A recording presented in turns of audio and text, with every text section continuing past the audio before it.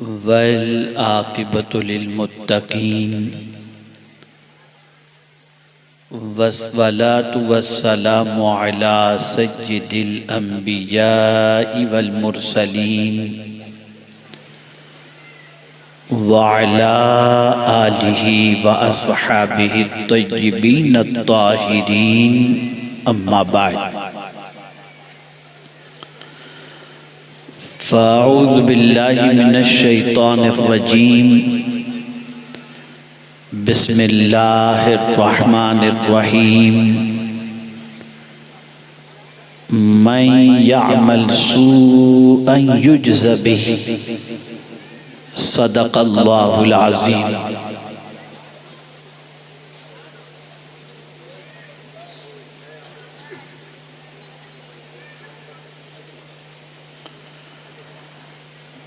قابل قدر محترم و مکرم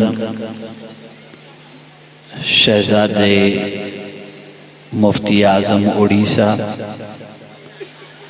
دیگر علماء ذوی الاحترام، خواتین اسلام، السلام علیکم ورحمۃ اللہ وبرکاتہ۔ میرے پیارے آقا صلی اللہ تعالی علیہ وسلم کے پیارے دیوانوں اور خواتین اسلام، آج کریمہ کے جس حصے کی تلاوت کا میں نے شرف حاصل کیا، اس سے متعلق کچھ معروضات پیش کرنے سے پیشتر جس طریقے سے میں پڑھاؤں، عقیدت و محبت میں ڈوب کر مرد حضرات بلند آواز سے اور خواتین اسلام پست آواز سے درود و سلام کا نذرانہ پیش کریں۔ الصلاۃ والسلام علیک یا رسول اللہ، الصلاۃ والسلام علیک یا حبیب اللہ، الصلاۃ والسلام علیک یا نبی اللہ، وعلی آلک واصحابک یا نور اللہ، صلی اللہ تعالی علیہ وآلہ وسلم۔ بہت سارے خطابات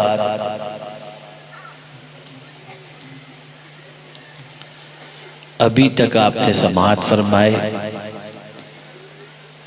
ٹھنڈی کی اس رات میں تھوڑی دیر کے لیے،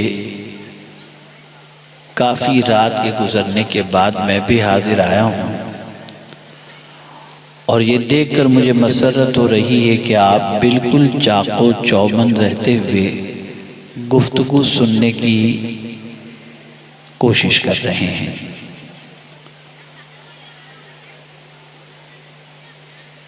میں بہت غور کیا،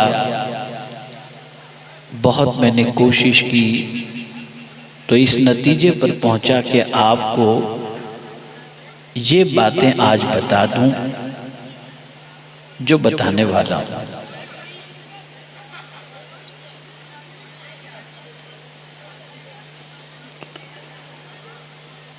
بنگال، بہار، یوپی، ان علاقوں میں جا کر تقریر کرنا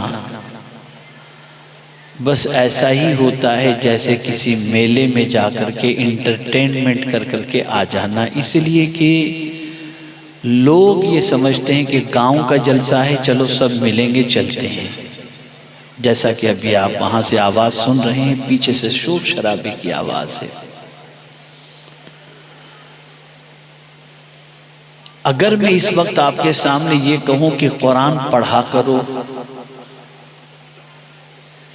تو 90% آپ میں سے لوگ ایسے ہوں گے جن کو سورہ فاتحہ بھی صحیح طور پر پڑھنے نہیں آتی۔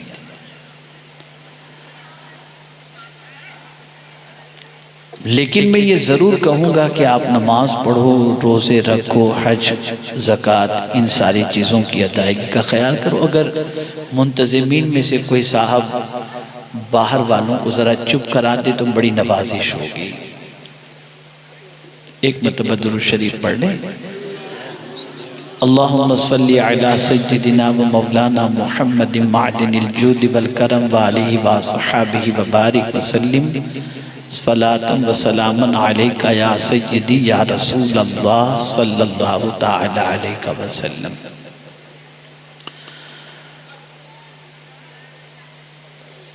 اور ایک رات میں آپ کو پوری نماز تو نہیں سکھا سکتا، تو آج میں کچھ وہ باتیں آپ کی سماعتوں کے حوالے کروں جس کی وجہ سے اللہ رب العزت جل جلالہ نیکی کے راستے پر چلنے کی آپ کو توفیق عطا فرما دے۔ دیکھیے دو چیزیں ہوتی ہیں، اگر مسجد کے اندر کوئی بندہ پہلے پہنچ گیا اور ٹوٹی ہوئی چٹائی کی کانڈی سے وہ کھیل، یہ اسٹیج ہے یا کیا ہے، تفریح کر رہے ہیں، کیا کر رہے ہیں آپ؟ چیز مسئلہ ہے۔ ایک مرتبہ درود شریف پڑھ لیں۔ اللہم صلی علی سیدنا و مولانا محمد معدن الجود والکرم وآلہ وصحابہ وبارک وسلم۔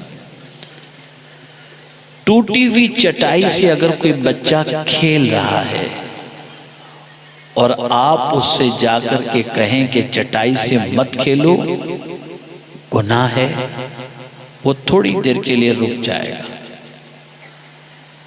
لیکن آپ اس کو ٹوٹی ہوئی چٹائی سے کھیلنے سے روکنے کے لیے اس کے ہاتھ میں اگر تسبیح دے دینا تو چٹائی سے توجہ ہٹ جائے گی، اللہ کے ذکر کی طرف اس کی توجہ ہو جائے گی۔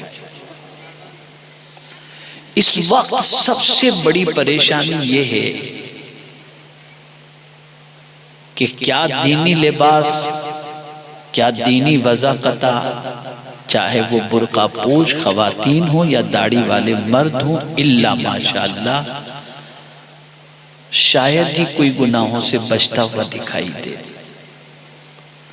وہ جانا چاہتا ہے اچھے راستے پر، چلا گیا یوٹیوب پر تقریر دیکھنے، اور اچانک کوئی ایسی چیز آ گئی جس کو دیکھنا حرام ہے، لیکن شیطان توجہ بانٹ دیتا ہے اور وہ آدمی اپنے گناہ سے اپنے دامن کو داغدار کر بیٹھتا ہے۔ تو آج میں آپ کو یہ بتانا چاہوں گا کہ انسان گناہ کیوں کرتا ہے، اس کے ذہن میں کیا چیز ہوتی ہے جس کی وجہ سے وہ گناہ کرتا ہے۔ اس لیے کہ قرآن مقدس میں اللہ عز و جل نے ارشاد فرمایا مَن يَعْمَلْ سُوءًا يُجْزَ بِهِ، جو برا کام کرے گا اس کا بدلہ دیا جائے گا۔ گناہ کے دلدل میں آج پورا معاشرہ ڈوبتا جا رہا ہے، اور جتنی بھی مصیبتیں آ رہی ہیں وہ گناہوں کی وجہ سے۔ مَا أَصَابَكَ مِن مُّصِيبَةٍ فَبِمَا كَسَبَتْ أَيْدِيكُمْ، جو مصیبتیں تمہیں پہنچتی ہیں وہ تمہارے ہاتھوں کی کمائی ہے، اور اللہ کا بے پناہ کرم ہے کہ وَيَعْفُو عَن كَثِيرٍ، بہت سارے گناہوں کو تو وہ معاف فرما دیتا ہے۔ انسان جتنا نیکی کرنے میں جلدی نہیں کرتا اتنا گناہ کرنے میں جلدی کرتا ہے۔ انسان جتنی نیکی میں دلچسپی نہیں رکھتا اتنی گناہ کے اندر دلچسپی رکھتا ہے۔ انسان نیکی کر کے جتنا خوش نہیں ہوتا اتنا گناہ کر کے خوش ہو رہا ہے۔ اب اگر کسی قوم کا مزاج گناہ کا ہی بن جائے اور گناہ ہی اس کی زندگی بن جائے، بلکہ گناہ کر کے خوش ہونے والی زندگی بن جائے، اور گناہ کرتے وقت اسے کسی کا ڈر بھی نہ لگتا ہو، اور گناہ کر کے وہ مسکرانے والا بن جائے، تو پھر میں آپ سے پوچھنا چاہتا ہوں کہ اس قوم کو تباہی اور بربادی سے کون روک سکتا ہے؟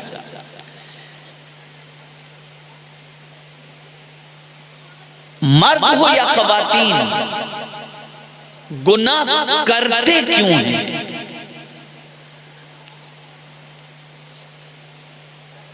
سب سے پہلی چیز ان کے دل و دماغ کے اندر یہ ہوتی ہے کہ جب کبھی ان کے دل میں گناہ کا ارادہ ہوتا ہے تو وہ ایسی جگہ تلاش کرتے ہیں جہاں کوئی دیکھنے والا نہ ہو. کوئی لڑکا ہو، کوئی لڑکی ہو، کوئی مرد ہو یا کوئی عورت ہو، گناہ جب بھی کرنے کا خیال آتا ہے یا گناہ کی طرف جب بھی طبیعت مائل ہوتی ہے تو وہ ایسی جگہ کی تلاش میں رہتا ہے جہاں اسے کوئی دیکھنے والا نہ ہو. تو اب میں آپ سے پوچھتا ہوں، ہم نے اگر قرآن پڑھا ہوتا تو ہماری کیفیت دوسری ہوتی. اس لیے کہ اللہ عز و جل نے ارشاد فرمایا ان ربک لبالمرصاد، بے شک تمہارا رب دیکھنے والا ہے، وہ گھات لگا کر بیٹھا ہے. میرے پیارے آقا صلی اللہ تعالی علیہ وسلم کے پیارے دیوانوں، ایک بزرگ، بڑی مہربانی ہوگی اگر باہر والوں کو چپ کرا دیں، کوئی ایک بندہ چلا جائے اور وہیں رہے، ان کو چپ کرا دے. ایک مرتبہ درود شریف پڑھ لیں آپ. اللہم صلی علی سیدنا و مولانا محمد معدن الجود والکرم والی با صحابی و بارک وسلم. اب مجھے یہ بتائیے کہ جب ایک بندے کے دماغ کے اندر یہ بات آ جائے کہ میرا باپ مجھے دیکھ رہا ہے، پولیس والا مجھے دیکھ رہا ہے، میرے پیر و مرشد مجھے دیکھ رہے ہیں، میرے استاد مجھے دیکھ رہے ہیں، وہ بندہ گناہ سے بچتا ہے، گناہ نہیں کرتا. لیکن وہ دیکھنے والا دیکھے گا، کہاں تک دیکھے گا؟ اس کی نظر کی رسائی جہاں تک ہوگی، آپ وہاں گناہ کرتے ہوگے تو وہ دیکھے گا. گھر میں گناہ کرتے ہو دیکھے گا، محلے میں گناہ کرتے ہو وہ دیکھے گا. کسی دوسرے شہر میں جا کر کے آپ گناہ کرتے ہیں، کون دیکھے گا؟ لیکن میرے رب کی ذات کا عالم یہ ہے، میرے رب کا عالم یہ ہے کہ وہ ایسی ذات ہے کہ کہیں تم اس سے نہیں چھپ سکتے. بلکہ قرآن کہتا ہے ان اللہ لا یخفى علیہ شیء فی الارض ولا فی السماء، کوئی چیز زمین و آسمان میں ایسی نہیں جو اللہ سے چھپی ہوئی ہو. اب میں آپ سے پوچھنا چاہتا ہوں، باپ سے ڈر کر کے آدمی گناہ کیوں نہیں کرتا؟ باپ گھر سے نکال دے گا، 2 ڈنڈے مارے گا. استاد سے ڈر کر کیوں گناہ نہیں کرتا؟ اس لیے کہ استاد ناراض ہو جائیں گے، 2 تماچا مار دیں گے. پیر کے ڈر سے گناہ کیوں نہیں کرتا؟ اس لیے کہ ان کی نظروں سے گر جاؤں گا تو تباہ ہو جاؤں گا. پولیس کے ڈر سے گناہ کیوں نہیں کرتا؟ اس لیے کہ وہ جیل کے اندر ڈال دے گا. لیکن کوئی بھی اتنا طاقتور نہیں جتنا میرا رب طاقت والا ہے. کیا کسی کی طرف سے اتنا سخت عذاب آ سکتا ہے؟ کیا کسی کی پکڑ اتنی سخت ہو سکتی ہے جتنی رب کی پکڑ ہے؟ میرا رب ارشاد فرماتا ہے ان بطش ربک لشدید، کہ بے شک تیرے رب کی پکڑ بہت سخت ہے. وہ اگر پکڑ کرے تو پوری دنیا مل کر کے چھڑا نہیں سکتی.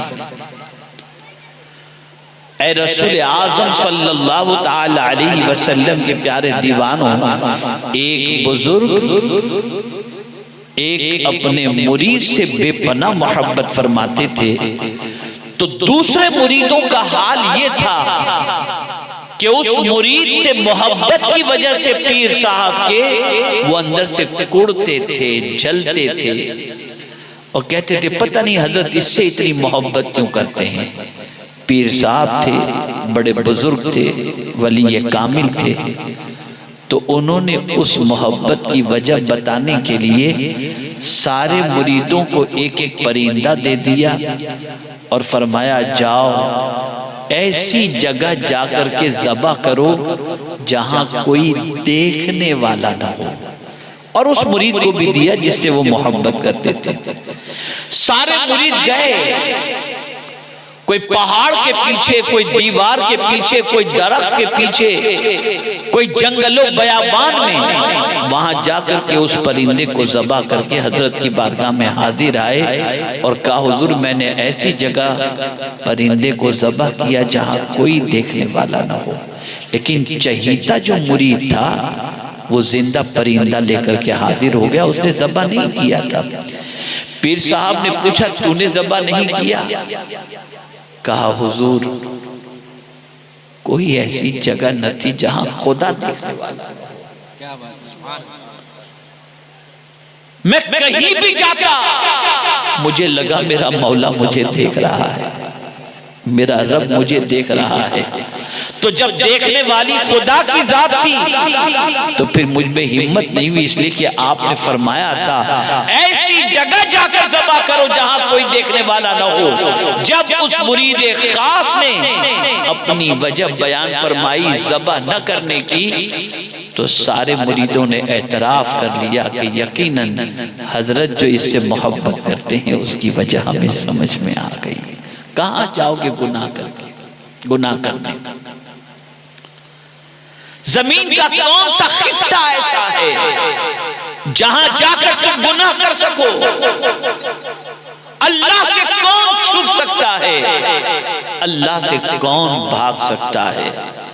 اللہ عز و جل کی نظر سے کوئی نہیں چھپ سکتا۔ تم گھر کی چار دیواری میں بھی گناہ کرتے ہو تب بھی اللہ دیکھ رہا ہے۔ مجھے ایک صحابی کا واقعہ یاد آ رہا ہے، بارگاہ رسول صلی اللہ علیہ وسلم میں ایک حبشی صحابی حاضر ہوئے اور عرض کرنے لگے یا رسول اللہ صلی اللہ تعالی علیہ وسلم مجھ سے گناہ سرزد ہو گیا، کیا میں توبہ کروں تو مولا میری توبہ قبول فرمائے گا؟ ارشاد فرمایا ہاں اگر تم سچے دل سے توبہ کرو اللہ تمہاری توبہ کو قبول فرمائے گا۔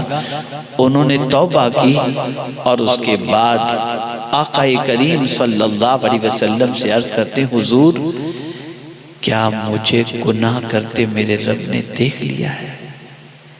سرکار نے فرمایا ہاں۔ اتنا سننا تھا، ایک چیخ ماری اور روح پرواز کر گئی۔ آپ ذرا سوچو رب کی پکڑ بہت سخت ہے، رب کی قوت بہت سخت ہے۔ ابھی ترکیہ میں زلزلہ آیا، 28 سیکنڈ کے اندر شہر کا شہر ملبے کے ڈھیر میں تبدیل ہو گیا۔ اتنی طاقت والا ہے میرا رب، ایک حکم دے دے تو چند سیکنڈ کے اندر پوری کی پوری بستی جو ہے وہ تباہی اور ملبے کے ڈھیر میں تبدیل ہو سکتی۔ کیا آپ نے بہت سو کو نہیں دیکھا سیدھے سادے چل رہے ہیں، ٹھوکر لگی اور گرے اور موت واقع ہو گئی؟ بہت ساروں کو آپ نے نہیں دیکھا چلتے چلتے اٹیک آیا اور مر گئے؟ بہت ساروں کو آپ نے نہیں دیکھا چل رہے ہیں اور پیرالیسس کا اٹیک آیا؟ آپ دیکھتے چلے جائیں۔ یہ ساری چیزیں بتاتی ہیں کوئی طاقت تو ہے جو انسان کو اس طریقے سے اپنے قبضے میں رکھے ہوئے ہے۔ اے رسول اعظم صلی اللہ علیہ وسلم کے دیوانوں، اللہ نہ کرے صدبار نہ کرے گناہ کا خیال دل کے اندر پیدا ہو کہ میں چھپ کر کے کہیں جا کر کے گناہ کروں، اس وقت یہ تصور دماغ کے اندر محفوظ کر لینا کہ اللہ سے کہیں بھی چھپ کر تم گناہ نہیں کر سکتے۔ تو انسان گناہ اس لیے کرتا ہے کہ یہ تصور اس کے ذہن میں ہوتا ہے کہ کوئی نہیں دیکھ رہا۔ تو آج سے یہ تصور قائم کرو ہم جہاں بھی ہوں گے ہمارا خدا ہمیں دیکھ رہا ہے، ہمارا رب دیکھ رہا ہے۔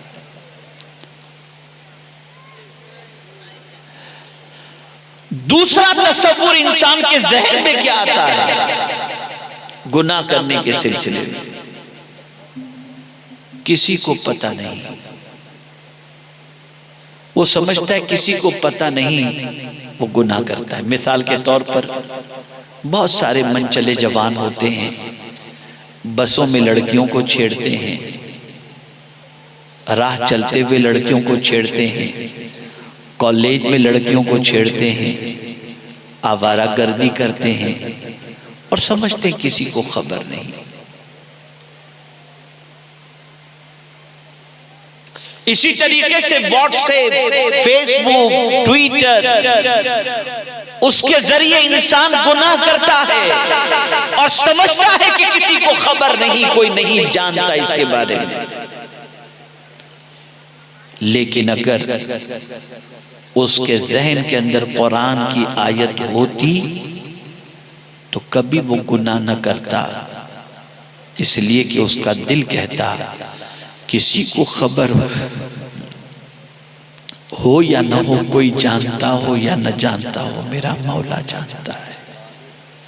اس لیے کہ قرآن کہتا ہے یعلم خائنۃ الاعین وما تخفی الصدور، اللہ تمہاری آنکھوں کی خیانت کو جانتا ہے اور تمہارے دل کے چھپے ہوئے بھید کو بھی جانتا ہے۔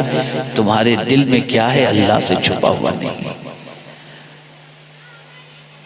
بہت سارے لوگ عزت والوں کے ساتھ چلتے ہیں تو نگاہیں نیچی کر کے چلتے ہیں، اور جہاں دیکھا کہ عزت والے صاحب جو ہیں وہ مصروف ہیں تو نگاہ اٹھا کر کہیں دیکھ لیا۔ یہ آنکھوں کی خیانت کوئی دیکھ رہا ہو یا نہ دیکھ رہا ہو، کوئی جانتا ہو یا نہ جانتا ہو، اللہ جانتا ہے۔ آج کل اس طریقے سے میاں بیوی کے درمیان، معاشرے کے اندر عدم اعتماد کی فضا قائم ہو چکی ہے کہ میں کیا بتاؤں۔ شوہر کا پاسورڈ بیوی کو نہیں معلوم، بیوی کا پاسورڈ شوہر کو نہیں معلوم، دونوں ایک دوسرے کے موبائل کو چھپا کر کے رکھتے ہیں۔ میں پوچھنا چاہتا ہوں کیا وجہ ہے، کیا راز تم چھپا رہے ہو؟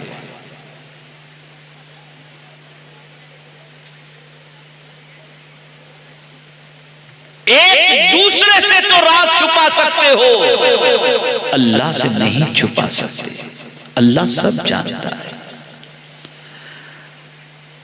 وہ دلوں کے بھید کو بھی جانتا ہے اور آنکھوں کی خیانت کو بھی جانتا ہے۔ تو انسان گناہ جو کرتا ہے اس کی ایک وجہ یہ بھی ہوتی ہے کہ اس کے دماغ میں یہ بات ہوتی ہے کہ میں جو کچھ کر رہا ہوں کسی کو خبر نہیں، اس وجہ سے۔ اور کبھی کبھی تو ایسا ہوتا ہے طویل عرصے تک سب چکر چلتے ہوتے ہیں اور بعد میں یہ راز افشا ہوتا ہے کہ بھئی فلاں کا معاملہ فلاں کے ساتھ اور فلاں کا معاملہ فلاں کے ساتھ، نتیجتاً گھر بھی برباد ہوتے ہیں۔ اور آج کل تو اللہ رحم و کرم فرمائے، شادی شدہ مرد اور شادی شدہ عورتیں الا ماشاء اللہ، اللہ خیر فرمائے، کیا کر رہے ہیں اور کیا معاشرے میں ہو رہا ہے مجھے نہیں معلوم۔ بہت ساری عورتیں نامی بن جاتی ہیں اور اس کے بعد بھی کوئی اور، بہت سارے شوہر دادا بن جاتے ہیں پھر بھی ان کا چکر کہیں اور سمجھتے ہیں کسی کو خبر نہیں۔ خبر اللہ کو ہے اور اس کی پکڑ جب ہوگی تو دنیا کی کوئی طاقت چھڑا نہیں سکتی۔ تو انسان گناہ کرتا ہے، اس کی دوسری وجہ جو ہوتی ہے وہ یہ ہوتی ہے انسان یہ سوچتا ہے کہ میرے گناہ کی کسی کو خبر نہیں، میں اپنی مرضی سے جو چاہوں کروں۔ تیسری وجہ گناہ کرنے کی جو ہوتی ہے وہ یہ ہے کہ وہ سوچتا ہے میرے ساتھ کوئی نہیں۔ اس لیے آپ دیکھیں کہ دوست ساتھ میں ہوں، بھائی ساتھ میں ہو، کوئی عالم ساتھ میں ہو، کوئی بزرگ ساتھ میں ہوں تو آدمی گناہ سے بچتا ہے۔ گناہ کرنے کے لیے اکیلا پن ڈھونڈتا ہے، لیکن اگر قرآن مقدس کی آیے کریمہ اس کے پیش نظر ہوتی تو کبھی وہ خود کو تنہا نہ سمجھتا، بلکہ اس کے دل و دماغ کے اندر یہ بات محفوظ ہوتی، میں جہاں کہیں بھی ہوں اللہ میرے ساتھ ہے، وَهُوَ مَعَكُمْ أَيْنَمَا كُنْتُمْ، وہ تمہارے ساتھ ہے تم جہاں کہیں بھی ہو۔ اے رسول اعظم صلی اللہ تعالی علیہ وسلم کے پیارے دیوانوں، جب رب قدیر جل جلالہ کی معیت اس اعتبار سے کہ رحمت کے ساتھ، کرم کے ساتھ، قہر کے ساتھ، ستاری کے ساتھ، ہر جگہ تمہارے ساتھ ہے، تو پھر تم کہاں گناہ کرو گے جا کر؟ جب وہ تمہارے ساتھ ہے تو گناہ کیسے کرو گے؟ اللہ اکبر۔ اس لیے آپ کو معلوم ہے ایک عورت غربت کی چکی میں پیسی جا رہی تھی، بہت غریب تھی، بہت افلاس کی شکار تھی، بچے بھی تھے اس کے، اور بچے بھوک سے بلک رہے تھے، ماں تھی، ماں کی ممتا نے اس کو جوش دلایا، اور دل میں خیال پیدا ہوا کہ جا کر کے میں کسی سیٹ کے دروازے پر بیٹھ جاؤں اور کچھ روٹی اور کچھ کھانا لا کر کے اپنے بچوں کے پیٹ کی آگ کو بجھاؤں۔ دکھنے میں اچھی لگ رہی تھی، وہ گئی ایک سیٹ کے پاس اور اس سے تقاضا کیا، میرے بچے بھوکے ہیں کچھ دے دو۔ تو اس کا نفس بھی بھوکا تھا، اس نے مجبوری کا فائدہ اٹھاتے ہوئے اس خاتون سے کہا تو اپنا وجود میرے حوالے کر دے، میں تیرے گھر کو اناج سے بھر دوں گا۔ وہ ڈری اور چلی گئی۔ پھر گھر گئی تو دیکھا بچے بھوک سے بلک رہے ہیں، پھر پلٹ کر کے آئی تو اس سیٹھ نے پھر وہی خواہش کا اظہار کیا، تو اپنا وجود میرے حوالے کر دے، میں تیرے گھر کو اناج سے بھر دوں گا۔ ڈرتے ڈرتے اس نے ہاں کہہ دیا، کمرے میں گئی تو کانپنے لگی۔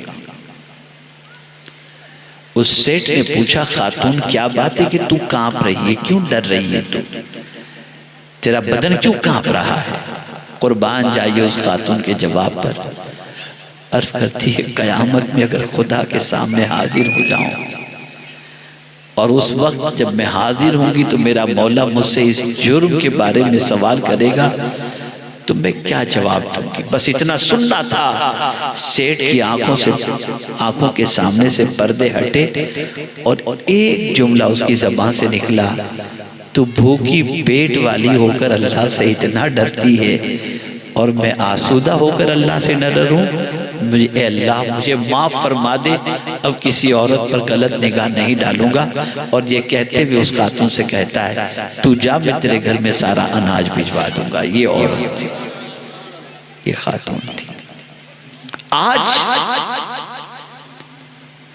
بہت ساری خواتین ایسی ہیں جو شوہر چلے گئے کہیں بڑے شہر میں کمانے کے لیے اور وہ گاؤں میں رہتی ہیں، پتہ نہیں کیا ہوتا ہے، اللہ ماشاءاللہ میں سب کی بات نہیں کرتا۔ ڈرو اللہ سے، اس کی پکڑ بہت سخت ہے، بہت سخت ہے، اس کی پکڑ سے ڈرو، اس کی گرفت سے ڈرو۔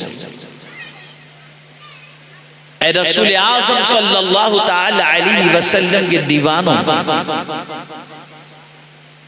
اسی کے ساتھ ساتھ چوتھی وجہ جو گناہ کرنے کی ہوتی ہے وہ یہ ہوتی ہے کہ میرا کوئی کیا بگاڑ لے گا۔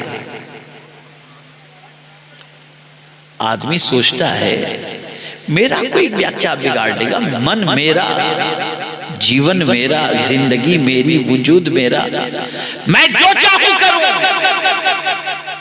کمائی میری ہے، مال میرا ہے، جسم میرا ہے، میرا کوئی کیا بگاڑ لے گا؟ اس تصور کے ساتھ وہ گناہ کرتا ہے۔ تو اب سن لو،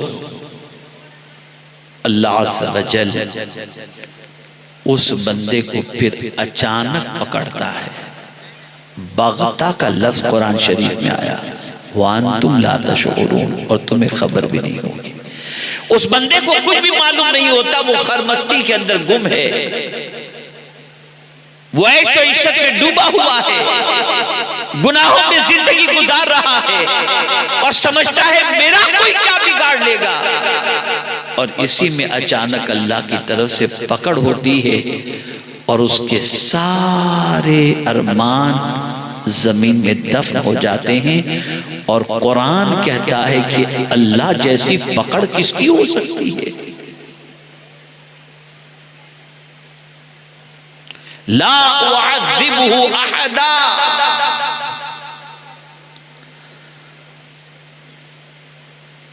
میرے پیارے آقا صلی اللہ تعالی علیہ وسلم کے پیارے دیوانوں، انسان گناہ کرتا ہے تو ان وجوہات کی بنیاد پر، اور آخری وجہ ایک اور میں بتا دوں، انسان بھول جاتا ہے کہ اسے اس دنیا سے جانا ہے۔ اسے آنا تو یاد ہے، جانا یاد نہیں۔ قرآن کہتا ہے وَاتَّقُوا يَوْمًا تُرْجَعُونَ فِيهِ إِلَى اللَّهِ،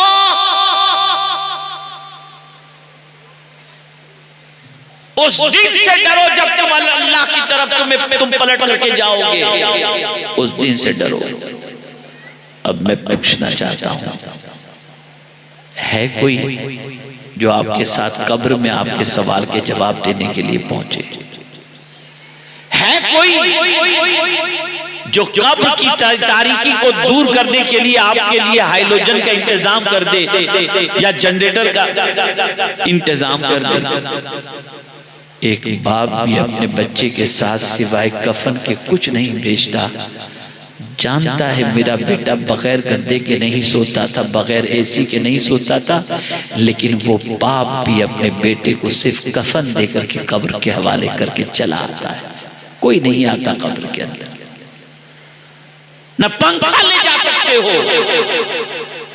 نہ بلب لے جا سکتے ہو، نہ الیکٹریسٹی لے جا سکتے ہو، نہ ایئر کنڈیشن لے جا سکتے ہو، اور نہ کوئی تمہارا خدمت گزار تم قبر میں لے کر کے جا سکتے ہو۔ تنہا جاؤ گے، تنہا جاؤ گے۔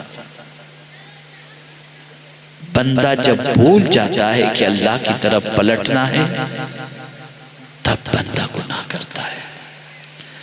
اللہ والے گناہ سے اس لیے بچتے تھے کہ ان کی نگاہوں میں قرآن کی یہ آیتیں موجود تھی۔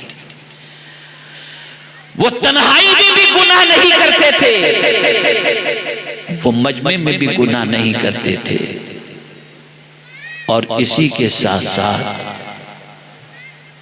اس تصور کے ساتھ وہ جیتے تھے کہ اللہ ہماری نیتوں کو جانتا ہے، ہمارے ارادے کو جانتا ہے۔ بہت ساری بہنوں کو جب پردے کے بارے میں کہا جاتا ہے تو کھل کر کے کہتی ہیں مولانا بس دل کا پردہ ہونا چاہیے، باقی تو کیا ہے؟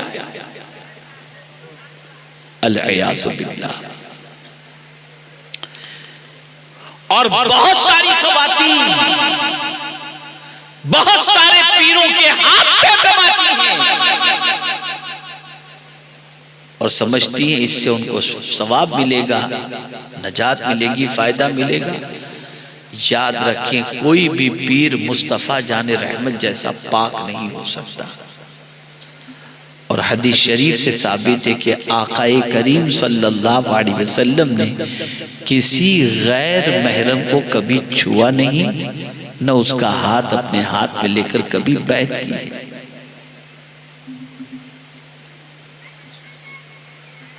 اچھی طریقے سے یاد رکھو، گناہ میں لذت تو ہے، عزت نہیں ہے۔ گناہ کانٹا بن کر کے چبھتا ہے۔ اب نتیجے کی طرف آتا ہوں. چونکہ آج میری طبیعت کچھ اس قسم کی تھی، کچھ دنوں سے ایسی طبیعت تھی کہ میرے لیے نکلنا مشکل تھا. ڈاکٹر نے کئی دنوں سے مجھ سے کہا ہے کہ آپ ECG نکال لو، ECG نکال لو، بہت ضروری ہے. میرے پاس اتنا ٹائم نہیں مل پاتا مجھے کہ میں یہ کرا سکوں. تو آج میں نے بہت کوشش کی کہ آج آپ کے یہاں سید امین القادری صاحب آ جائیں اور میں جو ہے وہ چھٹی لے سکوں. لیکن ہمارے سید صاحب کا اصرار اتنا تھا، اور میں کوشش تو ہمیشہ یہی کرتا ہوں کہ وعدہ کروں تو پہنچ جاؤں. لیکن طبیعت کی کچھ ایسی پوزیشن تھی، لیکن میرے قریب کا کرم میں آ گیا الحمدللہ. تو میں زیادہ وقت نہیں لوں گا. اتنی ہی باتیں آپ نے جو میں نے کہی ہیں ذہن میں رکھیں، تو یہ باتیں آپ کے لیے بڑی مفید ہوں گی اور آپ کی زندگی گناہوں سے. اب آپ کو میں بتا دوں سمیٹتے ہوئے، جب کبھی اللہ نہ کرے شیطان یا نفس کہے چلو یوٹیوب پہ کچھ دیکھ لیں، اب کیا دیکھ لیں؟ اچھی چیز کو دیکھنے کے لیے تو کوئی منع نہیں، لیکن گندی چیز دیکھنے کے لیے، حرام چیز دیکھنے کے لیے نفس کہے تو صرف اتنا سوچ لینا، ہاں دیکھ تو کوئی نہیں رہا ہے، اللہ دیکھ رہا ہے. میں سمجھتا ہوں کہ آپ کے ہاتھ اور نگاہ دونوں فوراً اس گناہ سے بچ جائیں گے انشاءاللہ، فوراً بچ جائیں گے. موبائل سے فوراً اس کو ہٹا دو گے، آنکھوں کی حفاظت کر لو گی. اور جب آنکھ حرام چیز کو دیکھنے سے بچ گئی تو اللہ عبادت کی لذت سے مالا مال کر دیا کرتا ہے. پھر عبادت کی لذت ملے گی، پھر عبادت کی لذت ملے گی. جہاں آج کے دور میں عبادت میں پناہ ضروری ہے، وہیں پر گناہ سے بچنا بہت ضروری ہے. آج الحمدللہ چاند رات ہے، ماہ رجب المرجب کا چاند آج ہو چکا. بہت مقدس مہینہ ہے یہ ان حرمت والے مہینوں میں سے ہے جن 4 مہینوں کو قرآن نے حرمت والا مہینے فرمایا. ان عدت الشہور عند اللہ 12 شہرا فی کتاب اللہ یوم خلق السماوات والارض منها 4 حرم. یہ حرمت والے مہینوں میں سے ہے. لیکن یہاں بہت سارے کام کی فضیلتیں احادیث میں موجود ہیں کہ اس ماہ مبارک میں یہ کرو، اس ماہ مبارک میں یہ پڑھو، اس ماہ مبارک میں یہ کرو. لیکن جب میں قرآن دیکھتا ہوں تو میری عقل دنگ رہ جاتی ہے. اے اللہ تو یہ بتا کہ حرمت والے مہینے میں کیا کریں؟ تو قرآن کہتا ہے فَلَا تَظْلِمُوا فِيهِنَّ أَنفُسَكُمْ. ان حرمت والے مہینوں میں اپنی جان پر ظلم نہ کرو، یعنی گناہ مت کرو، گناہ مت کرو. ہم لوگ ہی تھے، ہمارے آباء و اجداد، ہمارے اسلاف تھے جن کے قریب غیر مسلم رہنے پر فخر محسوس کرتا تھا اور یقین کے ساتھ کہتا تھا کہ ان کے پڑوس میں ہم رہیں گے تو ہماری بچیوں کی آبرو محفوظ رہے گی، اس لیے کہ یہ نبی کا غلام ہے. لیکن آج ہے یہ پوزیشن.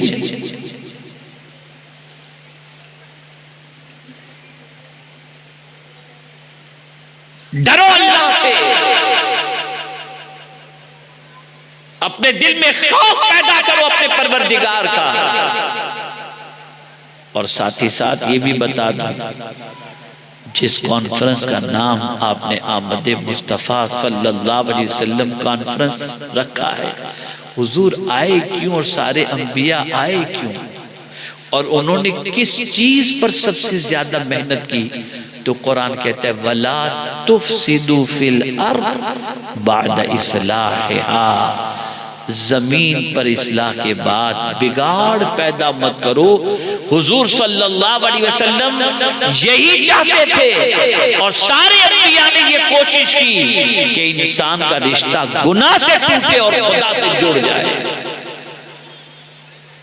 انہوں نے اس کے لیے پتھر کے زخم برداشت کیے، لفظوں کے تیر برداشت کیے، یہ ساری چیزیں انہوں نے برداشت کی، اور برداشت کرنے کے بعد لوگوں کو سنوارا۔ کیسا سنوارا کہ ایک بھی مقتدی تیار حضور نے نہیں کیا، سارے مقتدہ تیار کیے، سارے پیشوا تیار کیے، سارے لیڈر تیار کیے، سارے قائد تیار کیے۔ سارے صحابہ کے بارے میں حضور فرماتے ہیں اصحابی کالنجوم فبأیہم اقتدیتم اہتدیتم، میرے سارے صحابہ آسمان کے تارے ہیں، ان میں سے جس کی پیروی کرو گے ہدایت پا جاؤ۔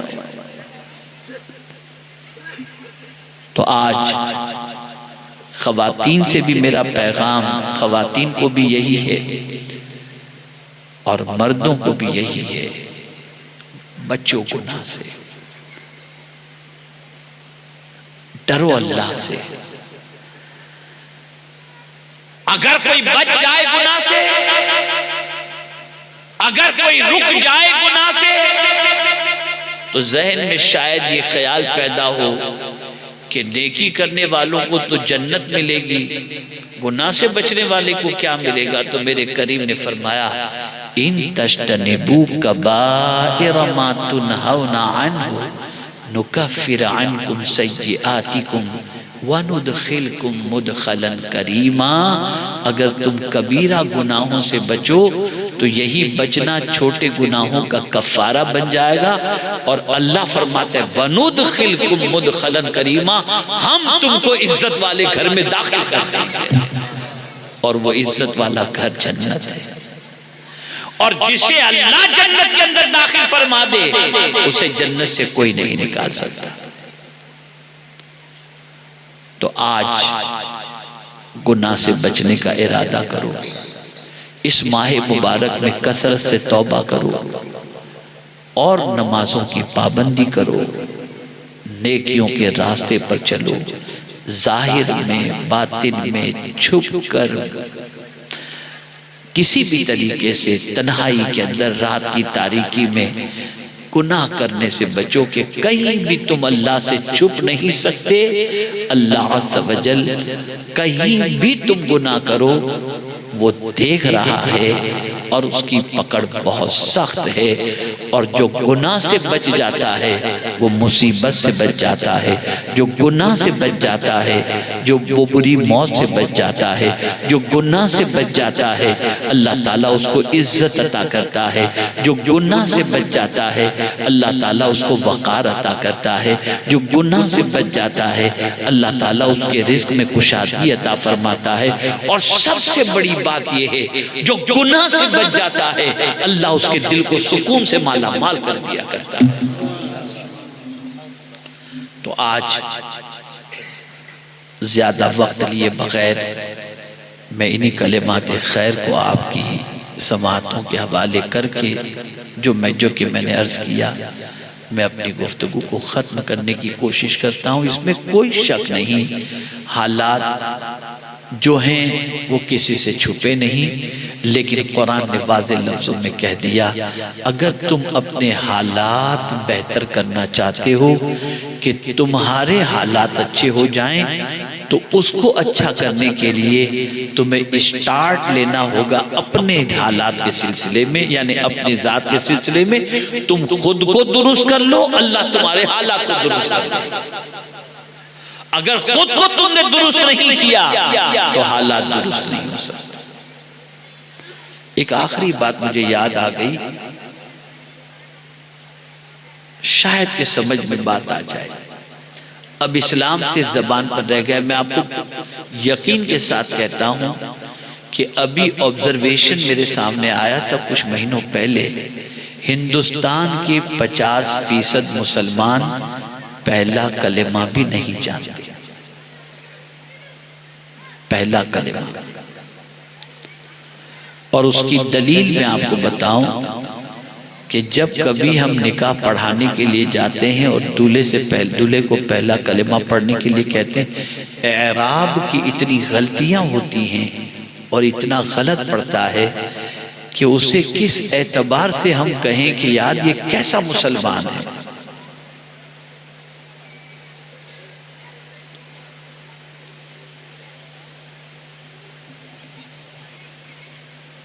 کیسا مسلمان ہے؟ تو ایک واقعے کے ذریعے سمجھاتا ہوں. اور بہت سارے مسلمان ایسے ہیں جو اچھا پڑھتے ہیں، اچھا جانتے ہیں، لیکن وہ بھی دل کے اندر نہیں اترتا. حضور نے آخری زمانے کے بارے میں فرمایا آخری زمانے میں لوگ قرآن تو پڑھتے ہوں گے لیکن قرآن ان کے حلق کے نیچے نہیں اترے گا. اس کی مثال میں آپ کو بتاؤں. ایک طوطا تھا. طوطا سمجھتے ہیں نا؟ پیروٹ. طوطا تھا. اس کے مالک نے اس کو اللہ اللہ کہنا سکھایا. اب جب بھی اس کا مالک اس کے پاس جاتا، مالک کو دیکھتا تو وہ اللہ اللہ کہتا. کوئی مہمان کو دیکھتا اللہ اللہ کہتا. کئی سالوں تک وہ اس طریقے سے کہتا رہا اور لوگ اس کی آواز سن کر کے خوش ہوتے رہے اور کہتے رہے کہ یہ پوپٹ کتنا اچھا ہے، یہ پیرٹ کتنا اچھا ہے، جو طوطا جو ہے وہ اللہ اللہ کہتا ہے. لوگ خاص سننے جاتے تھے اس کی زبان سے اللہ. ایک دن پنجرہ کھلا رہ گیا. بلی آئی اور بلی نے دیکھا کہ پنجرہ کھلا ہے اور طوطا موجود ہے. فوراً بلی نے اس پر حملہ کیا. اب حملہ جب کیا تو اس نے ٹی ٹی ٹی جو بھی اس کی آواز جو ہوتی ہے اوریجنل اللہ کی بجائے وہ اس انداز سے کہنا شروع کر دی. تو مالک نے سر پکڑ لیا. مالک نے دیکھا تو سر پکڑ لیا اور غمگین ہو گیا، افسردہ ہو گیا. اسی افسردگی کے عالم کے اندر ایک بزرگ سے ملاقات ہوئی. بزرگ نے پوچھا کیا بات ہے؟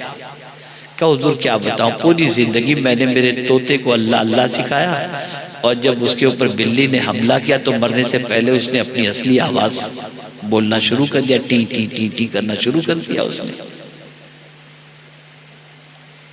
تو کہا سنو،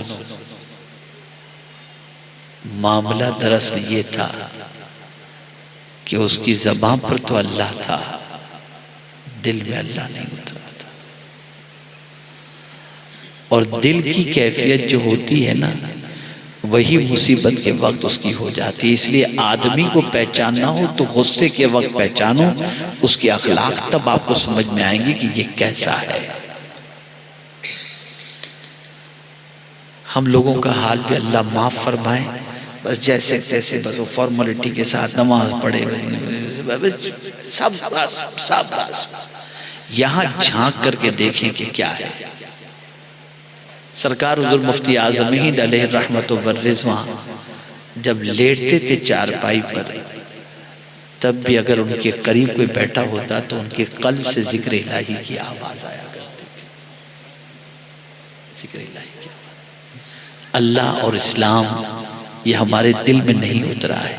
ہم صرف گوشت مچھلی کھانے کے لیے مسلمان ہیں، عیش موج کرنا چاہتے ہیں، اس کے علاوہ نتھنگ. تو آج میں آپ سے یہی کہوں گا، اللہ سے ڈرو، گناہ سے بچو، رسول رحمت صلی اللہ علیہ وسلم سے سچی محبت کرو. اور اب چونکہ یہاں پر علماء تشریف فرما ہیں، میں ان کی خدمت میں مؤدبانہ گزارش کروں گا کہ اب بشارت سنانے کا وقت نہیں، اب ڈرانے کا وقت ہے. توحید اور آخرت اور رسالت،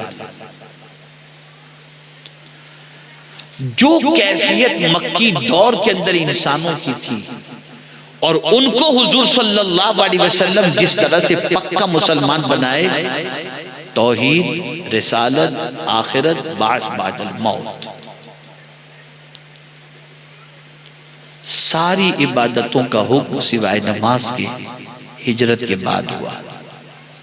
اس سے پہلے یہ ساری چیزیں ہماری قوم کو اس وقت یہ بتانے کی ضرورت ہے کہ ہم اللہ سے ڈریں، گناہ سے بچیں، اللہ کی طاقت، اس کے رسول صلی اللہ علیہ وسلم کی محبت، قیامت میں جواب دہی کا تصور، اور اسی کے ساتھ ساتھ مرنے کے بعد اللہ کی بارگاہ میں حاضر ہونے کا تصور اور عقیدہ، یہ زندہ کرنے کی ضرورت ہے.